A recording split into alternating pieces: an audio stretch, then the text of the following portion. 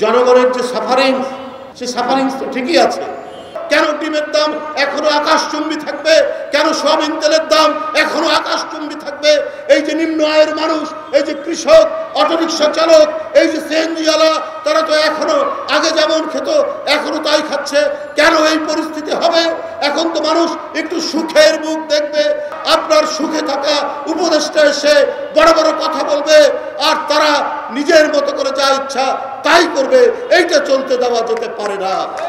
আলুর কেজি তো 70 থেকে 75 টাকা এখনো যদি থাকে, তাহলে মানুষের যে বিশ্বাস, একটি গণতান্ত্রিকভাবে গণতন্ত্রের চেতনার প্রতি একটি সরকার, অন্তর্বর্তীকালীন সরকার, সেই সরকার মানুষের যে আস্থা, সে আস্থা তো কমতে থাকবে। আজকে ডিম, আজকে তেল, এইটা কয়েকটা কোম্পানি এখনো নিয়ন্ত্রণ করছে এর দাম। সেই কোম্পানিগুলোকে আপনারা ধরছেন না কেন? এই অলিগার্ক, এই সিন্ডিকেট বাসদেরকে আপনারা ধরছেন না কেন? কেন ডিমের দাম এখনো আকাশচুম্বী থাকবে? কেন সয়াবিন তেলের দাম এখনো আকাশচুম্বী থাকবে? এই যে নিম্ন আয়ের মানুষ, এই যে কৃষক, অটোরিকশা চালক, এই যে সিএনজিওয়ালা, তারা তো এখনো আগে যেমন খেত এখনো তাই খাচ্ছে। কেন এই পরিস্থিতি হবে? এখন তো মানুষ একটু সুখের মুখ দেখবে। সেই সুখের মুখ এরা যদি না দেখে, এই গণতান্ত্রিক চেতনা, এই যে আত্মদান, এই যে রক্তপাত, এই যে অকাতরের জীবন দিয়ে দেওয়া, এইটা সম্পূর্ণ ব্যর্থ হবে।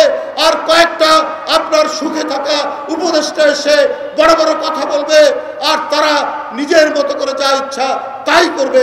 এইটা চলতে দেওয়া যেতে পারে না। বন্ধুরা আমার, আজকে অনেকেই দীর্ঘদিন বঞ্চিত ছিলেন। শুধু চাচা, মামা, খালু অথবা ছাত্র জীবনে বিরোধী দলের কোনো ছাত্র রাজনীতি করেছেন বলে যারা ক্যাডার সার্ভিসে এএসপি ছিলেন, এএসপি থেকে গেছে, তারা এই অন্তর্বর্তীকালীন সরকার, ডক্টর ইউনূস সাহেবের সরকারের সময় তারা হয়তো এখন প্রমোশন পেয়েছেন, একটি জায়গায় আছে। মাঠের অলরাউন্ডার আমি, আর ঘরের allrounder Tylox. Tylox toilet cleaner, clean মানেই টাইলক্স।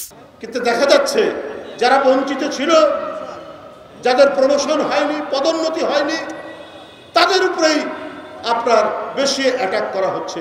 কোনো উপদেষ্টা এই জিনিসটা তারা করছে, তাদের বিরুদ্ধেই বেশি ব্লেম দেওয়া হচ্ছে। আমরা দেখতে পাচ্ছি, আমরা স্পষ্টভাবে দেখতে পাচ্ছি। ছাত্র জীবনে হয়তো ছাত্র দল করেছে, কিন্তু তো মেধার জোরে, সেই তো মেধার জোরে আপনার সে বিসিএস পরীক্ষায় উত্তীর্ণ হয়ে এসছে।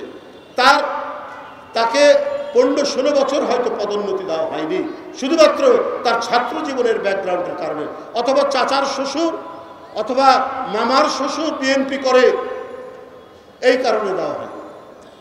এখন তো তারা একটি জায়গায় থাকবে।